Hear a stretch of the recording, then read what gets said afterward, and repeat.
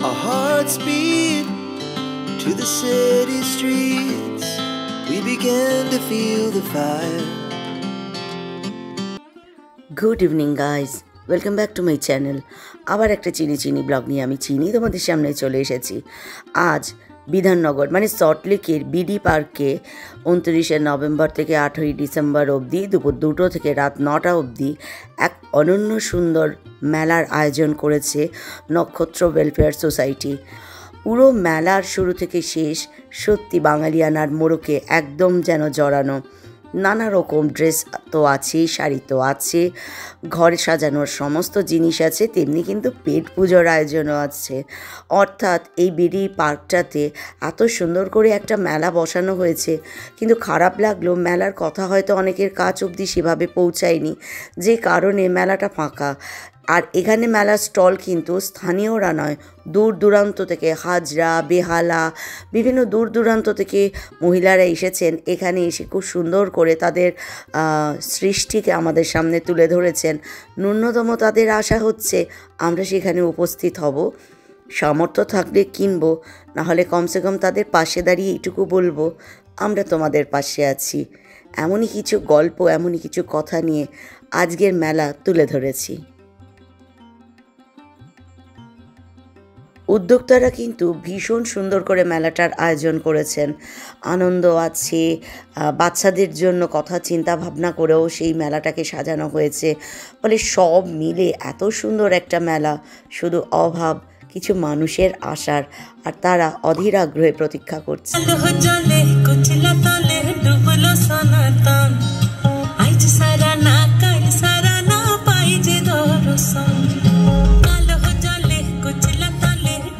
গানটা তো আমার ভীষণ প্রিয়, তাই জন্য পাটা যেন ওখানে পুরো স্থির হয়ে গেল। এত সুন্দর একটা মনোজ্ঞ সাংস্কৃতিক অনুষ্ঠান প্রত্যেক দিনই কিন্তু আয়োজন করা হচ্ছে। অর্থাৎ মেলায় আসলে এটা কিন্তু উপরি পাওনা। আর প্রত্যেকটা স্টলে কিন্তু দুর্দান্ত কালেকশান আছে। এই যে দুর্গা ঠাকুরটাকে দেখছো, এরকম একটা এত সুন্দর কালী মূর্তি আছে, আমার খুব ভালো লেগেছে। ওই 2, 2.5, 3-এর মধ্যেই দামগুলো আছে। তো এখানে কাশ্মীরিদের দেখলাম 2টো স্টল আছে, তো রিজনেবল প্রাইসের মধ্যে পেয়ে যাবে। শাড়ি, কুর্তিজ, ব্লাউজ, প্রত্যেকটা জিনিস কিন্তু রিজনেবল প্রাইসের মধ্যে। আর সত্যি বলতে কি, মেয়েকে টিউশন থেকে নিয়ে ফেরার সময় গেছি, ফলে রাতও হয়ে গেছিলো, সবাই তখন নিজেরা গোছগাছ করছিল। ওরই মধ্যে যতটুকু পেরেছি তোমাদের জন্য তুলে ধরেছি। এরপরও যদি তোমরা আরও ডিটেলসে জানতে চাও, কমেন্ট বক্সে কমেন্ট করো। প্রত্যেকটা স্টল একদম পার্ট বাই পার্ট তোমাদেরকে তুলে ধরার চেষ্টা করব। শুধু অনুরোধ একটা, ওতে অবশ্যই আসতে হবে। এই স্টলে এই যে ওকে দেখছো না, এত সুন্দর চকলেট বানায়, তোমাকে বলে বোঝাতে পারবো না। ও সবাইকে রিকোয়েস্ট করছিল একটা খেয়ে দেখো, ভালো লাগলে তবেই কিনবে। আর খাওয়ার পর দেখলাম দুর্দান্ত খেতে, বলে আমি কিন্তু চকলেট কিনে নিয়ে এসেছি। তোমরা যারা এই মেলায় আসবে ওর কাছে চকলেট কিনতে ভুলবে না কিন্তু। আরও একজনের সাথে দেখিয়ে দেবো, হাতে বানানো দারুণ জিনিস নিয়ে উনি এসেছেন। ঠান্ডা লেগে গলার অবস্থা ভীষণ খারাপ, খুব সুন্দর হয়তো ভয়েস হচ্ছে না, হাত জোর করে সকলের কাছে ক্ষমা চেয়ে নিচ্ছি তার জন্য। কিন্তু এত সুন্দর মেলা, প্রত্যেকের আশা চাই। বাচ্চাদের খেলাধুলোর জন্য দেখো সব রকম আয়োজন এখানে আছে। আর এখানে প্রত্যেকে কিন্তু তোমাদের জন্য সকলে অপেক্ষা করে আছে, কবে তোমরা আসবে। এমনিতেই 8ই নভেম্বর অবধি মেলাটা আছে। প্লিজ আমার ব্লগ যতজনের কাছে পৌঁছাচ্ছে প্রত্যেকের কাছে হাত জোর করে সাদরে অনুরোধ, বাঙালিয়ানার মোড়কে মোড়া এত সুন্দর একটা মেলায় প্রত্যেকে এসো। এই স্টলে যখন এলাম, অসাধারণ জুয়েলারি কালেকশান যেমন আছে, শাড়ির সম্ভারও আছে, 2-এর যুগলবন্দি কিন্তু এই স্টলে আছে।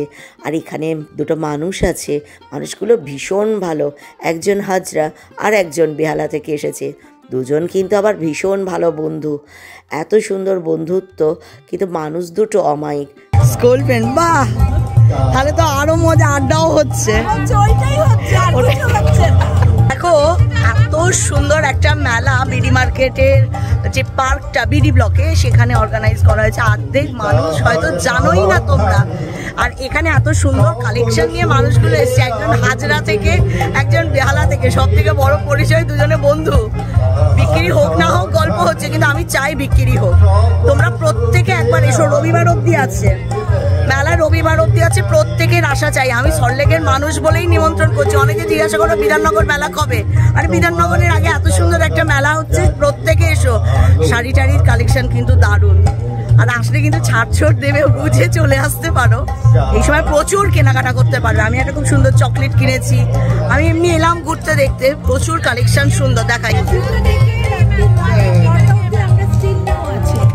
আচ্ছা, 2টো থেকে রাতের 9টা বন্ধ করে যেতে। বাহ, দুটো বন্ধুর সাথে দেখি আমার কতটুকু ক্ষমতা। আমার যদি ক্ষমতার মধ্যে কিছু থাকে তাহলে যেন প্রচুর। বিধাননগর মেলাতেও আসবেন নাকি?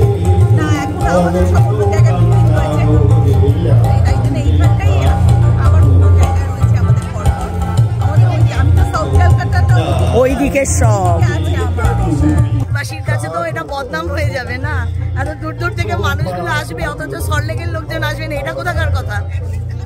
আসো, সবার একবার আসা উচিত। দেখো, ভালো লাগলে কেন, কিন্তু প্রত্যেকে এসো। তাহলে কি হয় জানো তো, কেউ যখন কোনো কাজ করে তাকে সাপোর্ট করার 10 জন থাকলে মানুষের কাজ করার জন্য আরো বেশি মোটিভেট হয়ে যায়। ওনারা এতটা সুন্দর করে এসেছেন, এত সুন্দর সাজিয়ে বসেছেন। আমরা যদি না আসি তাহলে কি হবে? আসলেও যথেষ্ট। আমি তো বকবক করে গেলাম খানিকক্ষণ। একদম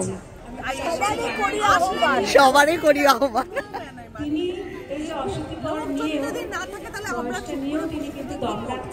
একদম একদম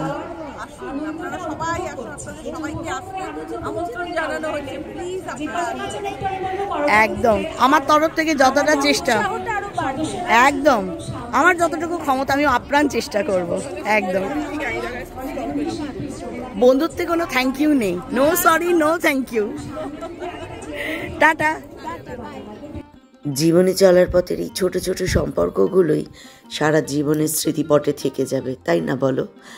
কি পেলাম কি পেলাম না, এত হিসেবের মাঝে এত এই সুন্দর সুন্দর হাসি মাখা মুখ, এত সুন্দর বন্ধুত্বের নিবিড় সম্পর্ক, এটুকুই হলো এই মেলার মনে হয় আমার প্রাপ্তি যোগ। কি পারবো তাদের জন্য করতে জানি না। আসলে আমরা প্রত্যেকেই কিছু না কিছু করতে চাই, আমরা যারা মহিলারা। কারণ আমাদের ওই বাবার পরিচয়, স্বামীর পরিচয়, তাদের থেকে পাওয়া ধন সম্পদ সবটুকুর বাইরে। কোথা থেকে এসেছেন? বাগুইহাটি থেকে। নিজের ক্ষমতায় কিছু করার ইচ্ছা বরাবর ছাই চাপা আগুনের মতো থেকে যায়। জীবনে মেয়েদের চলার পথে বারবার ভাঙাগড়া করতে হয়। বাবার ঘরে হাজারো সম্পর্কের ভিড়ে হারিয়ে যাওয়া, স্বামীর ঘরে হাজারো সম্পর্কের ভিড়ে হারিয়ে যাওয়া, আর সবশেষে মাতৃত্বের থেকে বড় তো আর কিছু হয় না। মায়ের রোল সংসারে সব থেকে বেশি হয়। সংসারের লালন পালন করা, সন্তানদের বড় করা, এতর মাঝখানে নিজের চাহিদা কখন যেন চাপাই পড়ে যায়। সেই ছাই চাপা আগুনটাকে আবার প্রজ্বলিত করে উঠে দাঁড়ানোর প্রচেষ্টা নিয়ে এই মানুষগুলো মেলায় এসেছে। হেরে কি যেতে দেওয়া উচিত বলো? আর মেয়েরা মানে আমরা যারা মায়ের জাত, তারা শুধু নিজেদের বলে চাওয়ার কোনো স্বপ্ন কিন্তু দেখি না। আমার কিছু প্রাপ্তিযোগ হলে সেটা তো আমার সংসারের, আমার সংসার ভালো থাকবে। এই যে অদম্য লড়াই, সব থেকেও আবার নতুন পরিচয় খোঁজার লড়াই, এটা মেয়েদের জন্ম থেকে চলে আসে। আর এইভাবে নতুন করে শুরু করা একটা বয়সের পর, এটা কিন্তু মনে রাখবে সব থেকে বড় লড়াই। অল্পেই তো হেরে যাই আমরা। এত সুন্দর সুন্দর জিনিস নিয়ে মানুষগুলো এসছে, জানি না আমার পিছনে গান হচ্ছে, কপিরাইট খাও কিনা, তবে এত সুন্দর সুন্দর জিনিস নিয়ে এসছে। তোমরা এত ভিড়ে বিভিন্ন জায়গায় যাও, তাহলে বিডি মার্কেটের যে মাঠ, এখানে কেউ কেন আসবে না? বিডি ব্লকের হিউজ কালেকশন। আবার বলছি, যা তোমরা বড় বড় ট্রেড ফেয়ার বা বড় বড় মেলাতে পাবে, তাও কিন্তু এখানেই পাবে। অনেক দূর থেকে মানুষগুলো আসছে। প্রত্যেকের কাছে প্লিজ রিকোয়েস্ট, একবার এসো, কমসে কম তোমরা এসো, তাহলেও ওনাদের প্রচেষ্টা সার্থক হয়ে যাবে। যেহেতু তখন মাইকে রবীন্দ্রসঙ্গীত চলছে, ফলে আমি কপিরাইট খাবো এই ব্যাপারটা চিন্তা করেই ওনার ভয়েসটা আমাকে মিউট করতে হয়েছে। ওনার হাতে তৈরি আচারগুলো 100 টাকায়, তারপর কুকিজ ছিল ওনার 300 টাকায়, 20টা করে, মোস্ট প্রবাবলি 20 পিস করেছিল। এরকম উনি আমাকে প্রাইসগুলো বলছিলেন। হাতে বানানো খুব সুন্দর চকলেট, তারপরে হচ্ছে তোমার কেক ছিল, নানা রকম জুস ছিল, মানুষটা ভীষণভাবে রিকোয়েস্ট করেছেন তোমাদের প্রত্যেকের কাছে একবার মেলাটা তোমরা সবাই এসো, ভিজিট করো। আর প্রাইস খুবই ন্যূনতম, তোমরা প্লিজ এসে এখান থেকে একটু কেনাকাটা করো। মহিলাদের পাশে মহিলারা দাঁড়ান অন্তর দিয়ে, আপনাদের যা আপনাদের হাত খরচের টাকা থেকেও একটু কাউকে হেল্পে লাগুন। আপনি আজকে কাউকে হেল্প করলে ঈশ্বর আপনাকে না, একদম অনেক দূর থেকে মানুষগুলো তাদের সৃষ্টির সম্ভার নিয়ে এসে হাজির হয়েছে, একটিও মানুষ আসেনি বা তাদেরকে সাপোর্টও কেউ করেনি। ফলে মনের মধ্যে একটু তো অভিযোগ অনুযোগের মেঘ আসতেই পারে। আমার প্রত্যেকের কাছে বিনীত অনুরোধ, একটিবার এসো, সামান্যতম ন্যূনতম কিছু নিয়ে তাদের পাশে থেকো। আমার তরফ থেকে যতটা আমি সেটাই করলাম।